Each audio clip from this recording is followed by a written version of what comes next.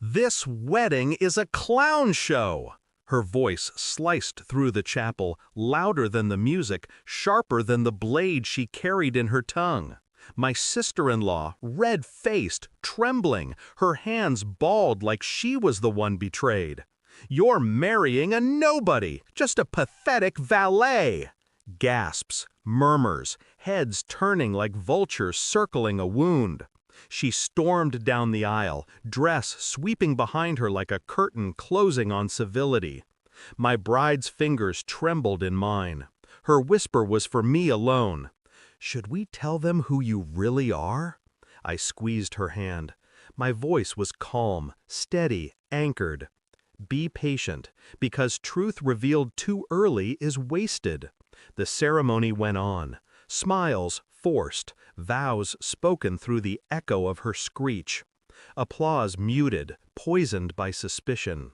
Later, at the reception, her family hovered near each other like predators tasting blood. Their eyes flicked to me, dismissive, mocking. A valet, a fraud, a man beneath their name. But they didn't know the truth, and more importantly, they didn't know I knew theirs. Her brother's gambling debts, hidden under layers of false accounts. Her father's offshore transfers, bleeding the company dry. Her mother's polished smile masking forged donations that never reached charity. Secrets stacked like dynamite, waiting for a match. The irony was delicious. They thought I was the outsider, the unworthy intruder. They had no idea the walls were already closing in. I played the role well, quiet, polite, the hired help they believed I'd always been. But behind the mask, I collected. Documents, bank records, screenshots, conversations overheard in half-whispers they thought were safe. Every night, while they congratulated themselves on another day of survival, I stitched the threads together. Their family wasn't a fortress, it was a rotting house. I just leaned against the beams and listened to the wood groan. Still, patience was required. A misstep could give them time to cover, to erase. I smiled at them over champagne glasses, toasted their good fortune, laughed at their jokes. Meanwhile, the storm grew in silence. My bride noticed my calm, mistook it for resignation. She asked again one night, her voice cracking, "Shouldn't they know who you are, what you've built?" I kissed her hand. "Not yet, because revenge requires timing, and timing requires restraint." The night came like any other. A family dinner, laughter brittle, wine poured too quickly. Halfway through the meal, I rose, slid a folder onto the table. Her father frowned, irritation flashing. "What's this?" "Truth," I said. He opened it. Bank transfers, names, numbers, dates, offshore accounts bleeding his empire into ruin. His face paled. Another folder slid across, to her brother. Gambling debts itemized, creditors listed, interest compounding like a noose. His jaw clenched, knuckles white. A third landed before her mother. Fake charity documents, signatures forged in her perfect handwriting. The room collapsed into silence.